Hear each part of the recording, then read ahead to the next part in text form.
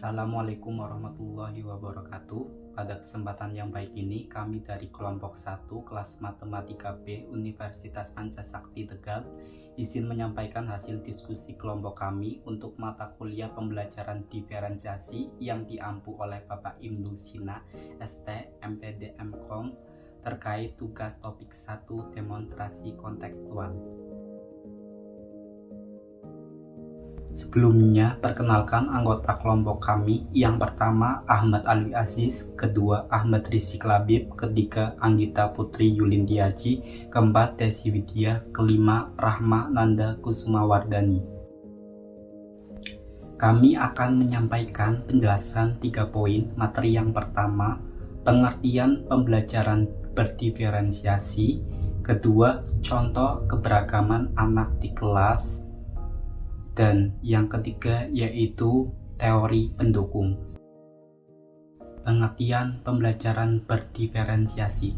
Dalam KPPI, pembelajaran berdiferensiasi adalah proses atau filosofi untuk pengajaran efektif dengan memberikan beragam cara untuk memahami informasi baru untuk semua siswa dalam komunitas ruang kelasnya yang beraneka ragam, termasuk cara untuk mendapatkan konten, mengolah, membangun, atau menalar gagasan, dan mengembangkan produk pembelajaran, dan ukuran penilaian sehingga semua siswa di dalam suatu ruang kelas yang memiliki latar belakang kemampuan beragam bisa belajar dengan efektif.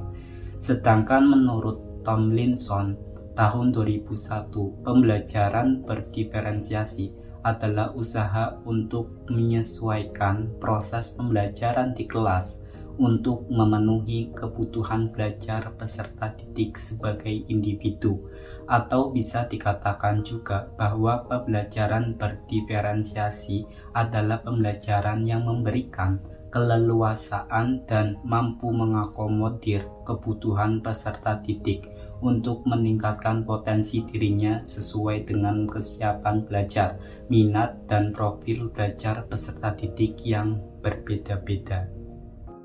Sedangkan menurut MS 2023, diferensiasi konten merupakan pemberian materi yang berbeda sesuai dengan tingkat kesiapan belajar masing-masing murid. Diferensiasi proses merupakan pembelajaran yang memberikan variasi kepada murid dalam memahami materi, menemukan teori, atau proses lainnya, sehingga dapat disimpulkan bahwa pembelajaran berdiferensiasi adalah pembelajaran yang memberikan kebebasan kepada guru untuk merancang pembelajaran sesuai dengan kebutuhan peserta didik. Contoh keberagaman anak di kelas. Yang pertama, keragaman agama. Saat kita mengajar, tentunya di dalam kelas itu terdapat beberapa keragaman kepercayaan yang dimiliki oleh peserta didik. Ada yang beragama Islam, ada yang beragama Kristen, ada yang beragama Katolik, Hindu, Buddha, bahkan Konghucu. Meskipun demikian, sebagai seorang guru kita harus dapat menyesuaikan proses pembelajaran sesuai dengan keberagaman tersebut, tentang keagamaan sesuai dengan agama para peserta didik. Yang kedua itu ada keragaman sifat atau kepribadian. Di dalam satu kelas, setiap individu itu memiliki sifat atau kepribadian yang berbeda-beda. Nah, kepribadian inilah yang akan nantinya menjadi ciri khas dari seorang peserta didik. Dari ciri khas tersebut, kita dapat sebagai guru kita dapat mengelompokkan mereka agar dapat mudah bersosialisasi dan saling menerima kelebihan dan kekurangan masing-masing. Selanjutnya yang ketiga adalah keberagaman gaya belajar. Setiap peserta didik memiliki gaya belajar yang berbeda-beda.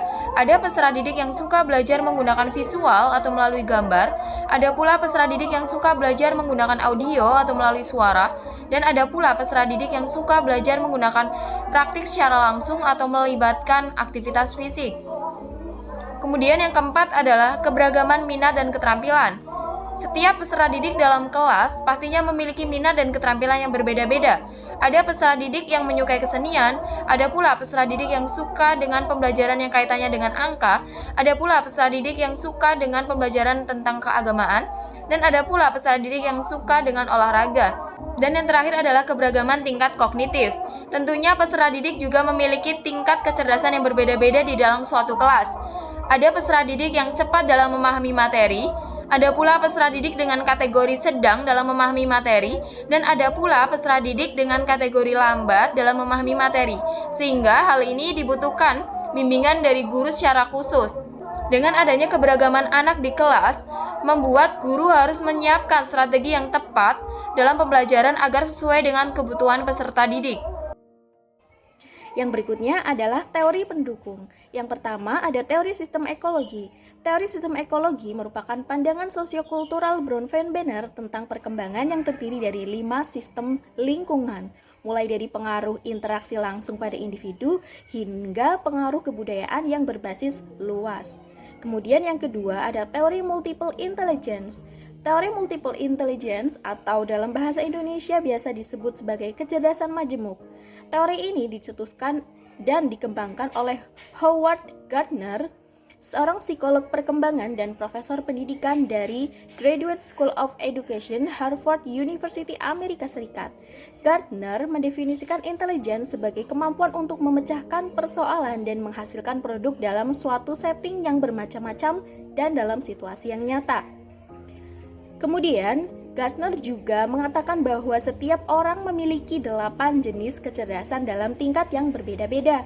Pada teori multi-intelligence ini disebutkan ada 8 bentuk kecerdasan, yaitu kecerdasan verbal linguistik, kecerdasan logis matematis, kecerdasan spasial visual, kecerdasan kinestetik jasmani, kecerdasan musikal, kecerdasan interpersonal, dan kecerdasan naturalis. Teori selanjutnya adalah teori Zone of Proximal Development atau ZPD. Adalah zona antara tingkat perkembangan aktual dan tingkat perkembangan potensial.